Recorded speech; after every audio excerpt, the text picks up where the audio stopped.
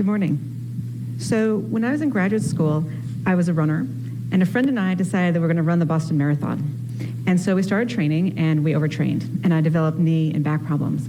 So I went to see a physical therapist, and they told me that I had to stop running, and instead I should just stretch. As I was leaving the therapist's office, the physical therapist's office, I saw an ad for a vigorous yoga class that promised not only to promote flexibility, but also to promote strength and cardiorespiratory fitness. So I thought, oh, well, this is a great way that I can stretch, but also remain in shape, and maybe I could even still run the Boston Marathon. So I went to the yoga class, and I really enjoyed it, except for when the teacher would make all sorts of claims, all sorts of medical claims, but also all sorts of, claims about, oh yes, it'll help you, increase your compassion and open your heart. And it's just like, and my eyes would roll, and I think, yeah, I'm here for, to stretch. But what's interesting was that after a couple of weeks, I started noticing some of these changes. I started noticing that I was calmer, and I was better able to handle difficult situations, and that indeed I was feeling more compassionate and open-hearted towards other people, and I was better able to see things from other people's point of view. And I was like, how could this be? How could this be? And I thought, well, maybe it's just a placebo response, right? She told me I was going to feel this, so maybe that's why I was feeling it. So I decided to do a literature search to see if there's any research on this, and lo and behold, there was quite a bit, showing both yoga and meditation are extremely effective for decreasing stress. They're also very good for reducing symptoms associated with numerous diseases, including depression, anxiety, pain, and insomnia. They also, there's a couple of very good studies demonstrating it can actually improve your ability to pay attention. And most interesting, I thought, virtually every study has shown that people are just happier. They report they're more satisfied with their life, and they have a higher quality of life. And so this was interesting to me. And so I decided to switch and start doing this sort of research. And so as a neuroscientist, how could this be happening?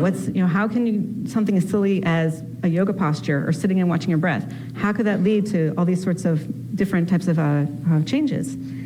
So what we know is that whenever you engage in a behavior over and over again, that this can lead to changes in your brain. And this is what's referred to as neuroplasticity. And what this just means is that your brain is plastic, and that the neurons can change how they talk to each other with experience.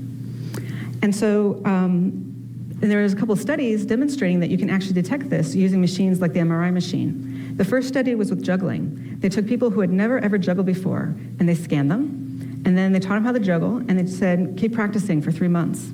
Then they brought them back after 3 months, and they scanned them a second time, and they found that they could actually detect with the MRI machine changes in the amount of gray matter in the brain of these people in areas that are important for detecting visual motion. So I thought, okay, 3 months,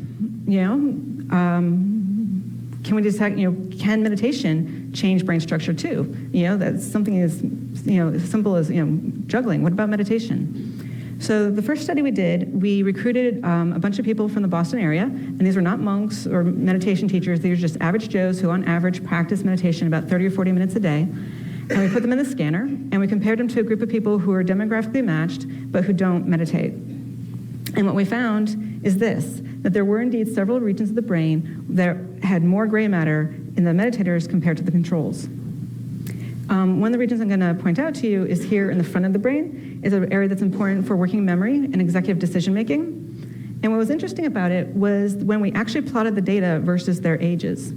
So here in the red squares, that's the controls. And this is something you see actually, it's been well documented that as we get older, not just there, but across most of our cortex, it actually shrinks as we get older. And this is part of the reason why as we get older, it's harder to figure things out and to remember things.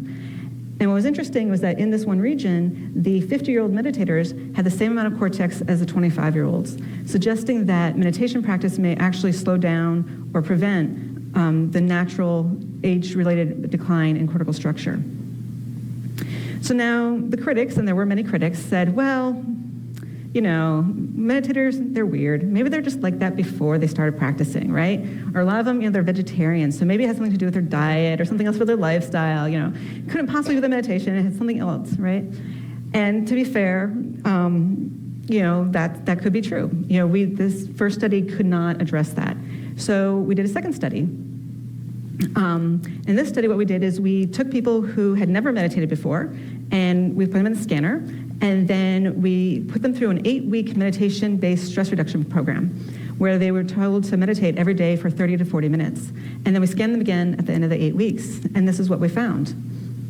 So what you can see is that several areas became larger. In this slide, we can see the hippocampus.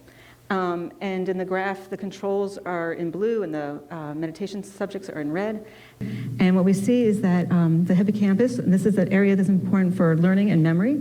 It's also important for emotion regulation. And what's interesting is there's less gray matter in this region in people who have depression and PTSD. Another region we identified was the temporal parietal junction, which is here above your ear. And it's important for perspective taking and empathy and compassion. And again, these are both functions which people report changing when they start practicing meditation and yoga. Another region we identified was the amygdala. And the amygdala is the fight or flight part of your brain. And here we actually found a decrease in gray matter. And what was interesting was that the change in gray matter was correlated with the change in stress. So the more stress reduction people reported, the smaller the amygdala became. And this was really interesting because it's sort of the opposite and parallel of what some animal studies have shown. So Chatterjee and colleagues using rodents, they took rodents who were just happy, normal rodents, and they had them in their cage, and they measured their amygdala, and then they put them through a 10-day stress regimen. And at the end of the 10 days, they measured their amygdala, and this exact same analogous part of their rat brain grew. So we found a decrease with stress, they found an increase with stress. What was interesting is that then they left the animals alone, and 3 weeks later they went back and tested them again. And 3 weeks later, that same part of the amygdala was still large, and the animals, even though they were in their original cages where they were happy, were still acting stressed out. So they, were cowering in the corner, and they just weren't exploring the space the way they had before. And so this is the exact opposite of what we saw with the humans, because of the humans, nothing has changed with their environment. They still had their stressful jobs, all the difficult people in their lives are still being difficult, and the economy still sucked, but yet, their amygdala got smaller and they were reporting less stress. And so together these really showed that the change in the amygdala, it's not responding to the change in the environment, but rather it's representing the change in the people's reaction and relationship to their environment.